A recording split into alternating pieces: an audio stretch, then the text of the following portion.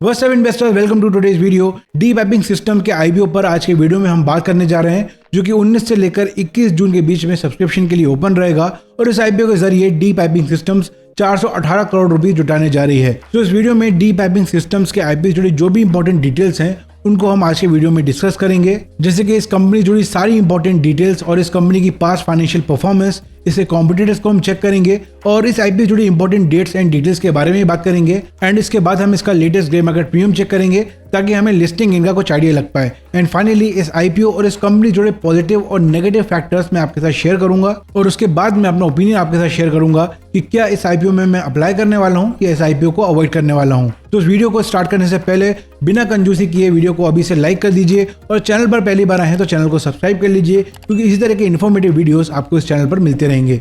चलिए आज का वीडियो स्टार्ट करते हैं। तो सबसे पहले, जैसे कि आप हमारा रूटीन जानते हैं कि हम सबसे पहले कंपनी के बारे में जानते हैं। तो डी डेवलपमेंट इंजीनियर्स लिमिटेड 1988 में इनकॉर्पोरेट हुई थी, जिसका नाम बदलकर डी पाइपिंग सिस्टम्स कर दिया गया है। और DEE piping systems specialised process piping solutions provide करती है oil and gas industry, power industry including nuclear power and chemical industry और इसके अलावा अदर प्रोसेस इंडस्ट्रीज को through engineering, procurement and manufacturing. Company की 7 मैन्युफैक्चरिंग फैसिलिटीज है and as of last 9 month of 2023 ended on December 31, कंपनी की cumulative installed capacity 70,875 metric ton रही है। चलिए अब इस आईपीओ जुड़ी कुछ इंपॉर्टेंट डेट्स एंड डिटेल्स के बारे में बात कर लेते हैं। 19 से लेकर 21 जून के बीच में ये आईपीओ सब्सक्रिप्शन के लिए ओपन रहेगा। Basis of allotment 24 June and listing इसकी 26 जून को हो सकती है। आईपीओ का प्राइस बैंड है 193 to 203 रुपीज पर शेयर का। 73 शेयर्स का यहाँ पर एक लॉट है। इसका इशू साइज है 418 करोड़ का,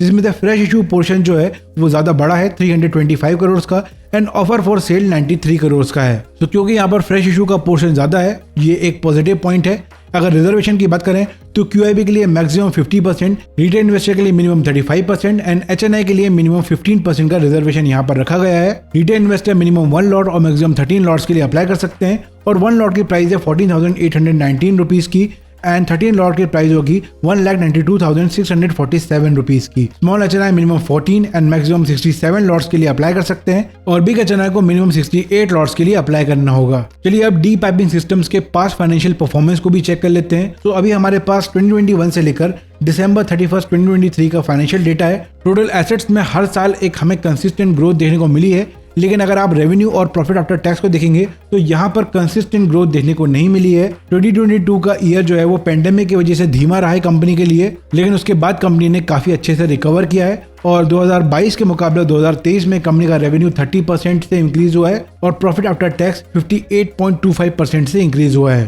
साल दर साल कंपनी की बोरोइंग भी इंक्रीज हुई है। अगर मार्केट कैपिटलाइजेशन की बात करें तो डी पाइपिंग सिस्टम का जो मार्केट कैप है वो 1401 करोड़ का है। इसका जो करंट पी है वो 83 है। अर्निंग पर शेयर 2.45 रुपीज है। रिटर्न ऑन इक्विटी 3.91% है। डेट टू इक्विटी 0.85 है, विच इज गुड। अगर 1 से कम होता है डेट टू इक्विटी तो वो अच्छा माना जाता है। और अगर रिटर्न ऑन नेटवर्थ की बात करें तो 3.35% है।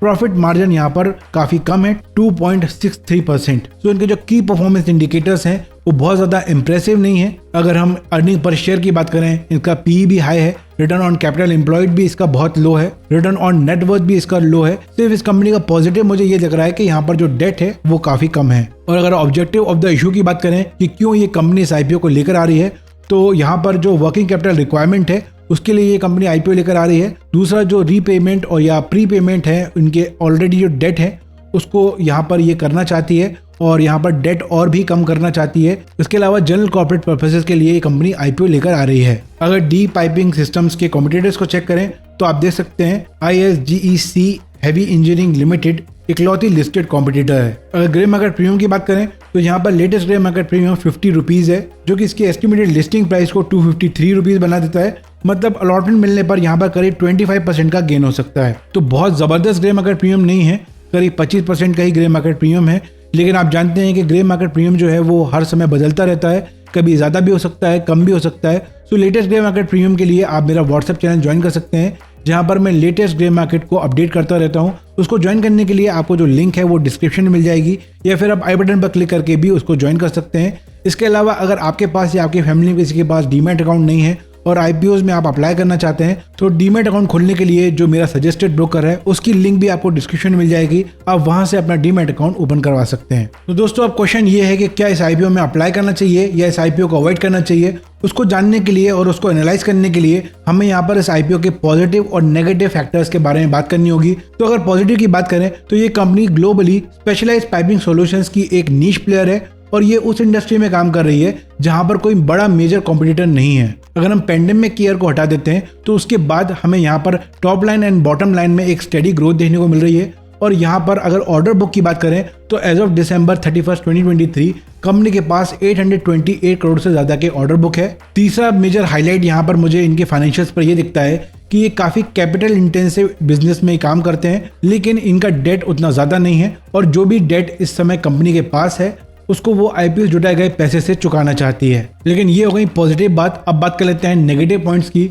तो सबसे बड़ा नेगेटिव या रिस्क फैक्टर मुझे यहाँ पर ये दिखता है कि ये कंपनी हेवीली डिपेंडेंट है मैन्युफैक्चरिंग फैसिलिटीज पर। और जब मैन्युफैक्चरिंग फैसिलिटीज पर कोई कंपनी हेवीली डिपेंडेंट होती है और क्योंकि यहाँ पर हैवी मशीनरीज इन्वॉल्व हैं तो यहाँ पर स्लो डाउन भी हो सकता है, स्ट्राइक भी हो सकती है, वर्क स्टॉपेज भी हो सकता है, जो कि इसके बिजनेस को एडवर्सली इंपैक्ट करेगा। दूसरा नेगेटिव पॉइंट मुझे यहाँ पर ये लगता है कि ये एक IPO जो है वो काफी एग्रेसिवली प्राइस्ड है, थोड़ा सा ओवर प्राइस लगता है। पोस्ट IPO इसका जो PE रहेगा वो 73 है और अगर इसके कॉम्पिटिटर से इसको कंपेयर करते हैं तो उनका इस समय जो PE चल रहा है वो 40 के आसपास है। और क्योंकि IPO एग्रेसिवली प्राइस्ड है तो मुझे नहीं लगता यहाँ पर बहुत बड़ा लिस्टिंग गेन देखने को मिल सकता है। मैक्सिमम 10 to 15% का लिस्टिंग गेन यहाँ पर देखने को मिल सकता है, लेकिन मुझे लगता है यहाँ पर रिस्क भी ज्यादा है। तो क्या इस IPO में अप्लाई करना चाहिए? तो दोस्तों नेगेटिव फैक्टर्स जो हैं वो पॉजिटिव फैक्टर्स को ओवर पावर करते लग रहे हैं और मुझे लगता है कि ओवर प्राइस्ड है और बहुत बड़ा लिस्टिंग गेन देखने की उम्मीद यहाँ पर कम लग रही है, रिस्क ज्यादा लग रही है, इसलिए इस IPO को मैं अवॉइड करूंगा। अगर लॉन्ग टर्म इन्वेस्टमेंट की बात करते हैं तो बहुत ज्यादा बड़ा स्कोप मुझे यहाँ पर नहीं लग रहा है, लेकिन ये मेरा पर्सनल ओपिनियन है। आपको क्या लगता है इस IPO के बारे में? क्या आप इस IPO में अप्लाई करने वाले हैं या इसको अवॉइड करने वाले हैं? वो कमेंट सेक्शन पे जरूर बताइए और अगर कोई सवाल है तो वो भी आप कमेंट सेक्शन में पूछ सकते हैं। व्हाट्सएप चैनल ज्वाइन करना ना भूलिएगा। अगर आज का वीडियो पसंद आए तो वीडियो को लाइक कीजिए, अपने फ्रेंड्स के साथ शेयर कीजिए। चैनल पर पहली बार आए हैं या अभी तक सब्सक्राइब नहीं किया है तो चैनल को सब्सक्राइब कर लीजिए एंड बेल आइकन प्रेस कीजिए ताकि आने वाले वीडियोस की अपडेट आपसे मिस ना हो। मैं मिलूंगा आपसे नेक्स्ट वीडियो में। Take care and have a great day.